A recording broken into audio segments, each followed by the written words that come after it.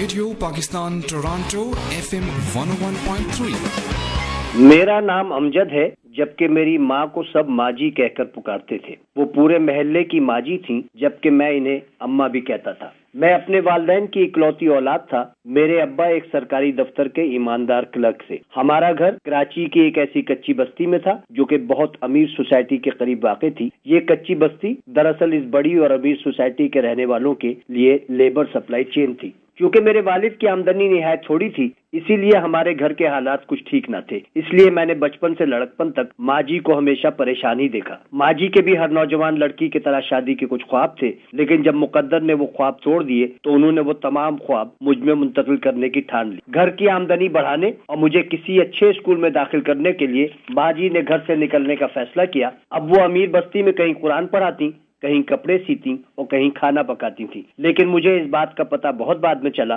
क्योंकि वो काम पर मेरे स्कूल जाने के बाद जाती थी और मेरे वापस आने से पहले घर आ जाती थी। माजी जिस घर में कुरान शरीफ पढ़ाने जाती थी वो एक इदारे के चीफ इंजीनियर का घर था, लेकिन वो इंजीनियर प्रोफेसर साहब कहलाते थे। प्रोफेसर साहब निहायत शरीफ आदमी थे। वो अमेरिका से तालीम हासिल करने के बाद अपने मुल्क में वापस आ गए थे।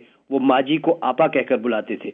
वो कहते थे कि आपा, अमजद को तालीम जरूर दिलवाना और कोशिश करना कि वो भी मेरी तरह इंजीनियर बने, क्योंकि ये तालीम ही है जो कि तुम्हें आगे की तरफ लेके जाएगी। वो ये भी कहते थे कि अगर किसी मरहले पर मेरी जरूरत पड़े तो आपा तकल्लुफ ना करें। यूं तो माजी ने कभी स्कूल की शक्ल नहीं देखी थी, लेकिन वो बातें बहुत पढ़ी लिखी और फलसफियाना करती थी। एक दिन कहने लगी कि माँ का जेवर उसकी औलाद होती है और औलाद का जेवर उसकी तालीम। मैंने मजाक में पूछा कि तालीम का जेवर क्या है, तो बेसाख्ता कहा कि तालीम का जेवर तहकीक यानी रिसर्च और तहकीक का जेवर इसके नतीजे में नई नई इजादात यानी इनोवेशन। मैंने एक बार पूछा कि तालीम हमें इसके अलावा क्या देती है कि हमें पता चल जाता है कि हमें जिंदगी में क्या करना है। वो मेरे गाल पर प्यार करके कहती कि बेटा ऐसा नहीं है, ये तो जाहिल को भी पता होता है कि इसे क्या करना है। तालीम तुम्हारा दिमाग रोशन करती है और तुम्हें ये बताती है कि तुम्हें क्या नहीं करना है। माँ जी कहती थी कि गलती करना कोई जुर्म नहीं, बल्कि गलती से ना सीखना ज्यादा बड़ा जुर्म है। वो ये भी कहती थी कि अगर जिंदगी में जीतना चाहते हो तो हारने पर मुस्कुराना सीखो।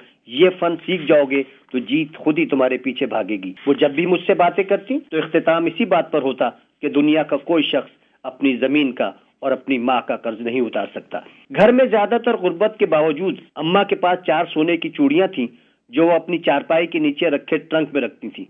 वो चूड़ियां इनकी माँ ने इन्हें शादी के तोहफे में दी थी। माँ जी कहती थी ये मेरी माँ की आखिरी निशानी है और इनको मैं अपनी बहू को दूंगी। वो ये चूड़ियां सिर्फ खानदान की किसी शादी ही में पहन कर जाती थी। हालात से तंग आकर कई बार अब्बा ने कहा कि ये चूड़ियां बेच दो ताकि कुछ दिन के लिए घर के हालात सही हो सके। इस पर घर का माहौल बिगड़ जाता था, लेकिन इस झगड़े में अम्मा एक भूखी शेरनी की तरह ट्रंक और अब्बा के दरमियान खड़ी हो जाती। ये चूड़ियां मेरी माँ की निशानी है, अगर मैं मर भी जाऊं तो ये अमजद की दुल्हन को दी जाए। वो ये भी कहती थी कि मैं भूखी मर जाऊंगी, लेकिन ये चूड़ियां नहीं बेचूंगी। मैंने इसी माहौल में मैट्रिक फर्स्ट डिवीजन से पास किया और फिर 2 साल बाद FSC भी इम्तियाजी नंबरों से पास कर लिया। अब माजी ने कहा कि मैं प्रोफेसर साहब के पास जाऊं और अपना नतीजा उनको दिखाऊं और मशवरा लूं कि अब मैं क्या करूं। जब मैं प्रोफेसर साहब के घर गया तो वो एक निहायत शफीक उस्ताद की तरह उन्होंने मुझे गले लगाया और कहा कि बेटा, अब आप इंजीनियरिंग में दाखिले के लिए अप्लाई करें ताकि आपकी माँ का ख्वाब पूरा हो सके। जब मेरा इंजीनियरिंग कॉलेज के दाखिले के लिए मेरिट लिस्ट में नाम आया तो मेरी खुशी का कोई ठिकाना नहीं था। माँ जी भी बहुत खुश थी, लेकिन थोड़े दिन बाद इसकी फिक्र शुरू हुई कि फीस के पैसे कहाँ से आएंगे। मैंने माँ से कहा तो बोली कि जहां अल्लाह ने यहाँ तक पहुँचाया है वो और मंजिलें भी आसान कर देगा। मैंने देखा कि एक दिन माँ एक लिफाफे में 5,000 रुपए लाई और मेरे माथे को चूम कर कहने लगी कि बेटा, तू इंजीनियरिंग में दाखिला फीस जमा करा दे। मैं समझ गया कि ये रकम उन्होंने प्रोफेसर साहब से उधार ली है, जो कि अब वो अपनी तनख्वाह से कटवाती रहेंगी। वक्त गुजरता रहा। मैं इंजीनियरिंग के पहले, दूसरे और तीसरे साल के बाद आखिरी साल में पहुंच गया और हर साल माँ ये रकम लाती और मुझे फीस जमा कराने का कह देती। अब मुझे पुख्ता यकीन हो गया था कि ये रकम प्रोफेसर साहब ही देते हैं और मैं इन 4 सालों में अब प्रोफेसर साहब के सामने आने से कतराने लगा था और मुझे इनके सामने आने में शर्मिंदगी महसूस होती थी। लेकिन मैंने फैसला किया कि मैं इंजीनियर बनने के बाद पहली तनख्वाह से प्रोफेसर साहब का कर्ज उतार दूंगा ताकि मेरी माँ को शर्मिंदा ना होना पड़े। मेरे इंजीनियरिंग के आखिरी साल के इम्तिहान हो चुके थे। नतीजे का इंतजार था। माँ जी की खुशी देखने के काबिल थी कि अब इनका बेटा भी प्रोफेसर साहब की तरह इंजीनियर बनने जा रहा है।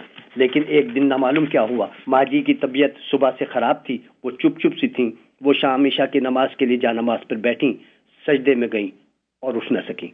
میری ماں میرا نتیجہ دیکھے بغیر اس دنیا سے چلی گئی اور مجھے اکیلا چھوڑ گئی۔ ماں کی سوئم کے بعد ابا نے میرے ساتھ ماں کا ٹرنک کھولا تاکہ ان کے کپڑے محلے کی مسجد میں بھجوا دیں اور ماں کی چوڑیاں احتیاط سے رکھ دیں تاکہ ان کی وصیت پر عمل کیا جا سکے۔ لیکن جب ٹرنک کھولا تو اس میں چوڑیوں کا ڈبہ خالی تھا۔ میرا دماغ معاف ہو گیا کہ چوڑیاں کس طرح چوری ہو گئیں۔ ابھی میں اس صدمے سے سنبھل ہی رہا تھا کہ مجھے چوڑیوں کے خالی ڈبے میں کچھ طے کیے ہوئے کاغذ کے ٹکڑے نظر آئے۔ میں نے وہ کھولے تو میرے دل کو ایک شدید دھکا لگا کہ ارے یہ تو میری انجینئرنگ کی 4 سال کی 4 رسیدیں تھیں۔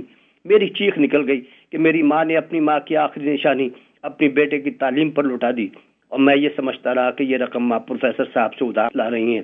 میں اس دن اتنے زور سے رویا کہ شاید ماں کے مرنے پہ بھی نہ رویا ہوں، اور نہ معلوم کتنی دیر روتا رہا۔ لیکن پھر میں نے آسمان کی طرف منہ کر کے اپنے اللہ سے ایک وعدہ کیا کہ میں اپنی ماں کا قرض ضرور اتاروں گا۔ ماں کی وفات کے کچھ دن بعد میرا انجینئرنگ کا نتیجہ آیا تو میں نے پوری یونیورسٹی میں ٹاپ کیا تھا۔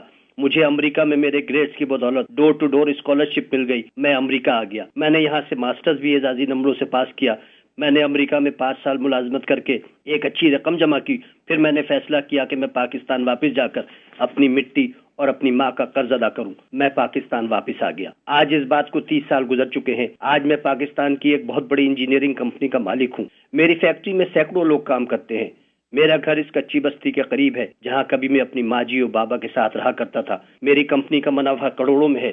میں نے اپنی زمین کا قرض اتارنے کے لیے پاکستان میں فیکٹری لگائی اور ماں کا قرض اتارنے کے لیے اپنے سالانہ منافع میں سے ہر سال 25% ماں جی کے نام پر قائم ایجوکیشن فنڈ میں دیتا ہوں، جس کی رقم اس کچی بستی کے طالب علموں پر خرچ کی جاتی ہے جہاں میں نے زندگی کا ایک حصہ گزارا تھا۔ میں نے ماں کی خواہش کے مطابق کچی بستی ہی میں ایک ورکشاپ بھی کھلوا دی ہے جہاں نئی نئی چیزیں بنانے کی ترغیب دی جاتی ہے۔ لیکن میری ماں سچ کہتی تھی کہ مٹی اور ماں کا قرض کوئی نہیں اتار سکتا، کیونکہ جب میری ماں نے اپنی 4 چوڑیاں میری تعلیم پر قربان کی تھیں تو وہ اس کا کل سرمایہ تھا، جبکہ میں آج بھی اپنے سرمایہ سے صرف 25% تعلیم پر خرچ کر کے 75% رقم کی خیانت کا مرتکب ہو رہا ہوں۔ ماں جی آپ ٹھیک ہی کہتی تھیں، ماں کا قرض کوئی نہیں اتار سکتا۔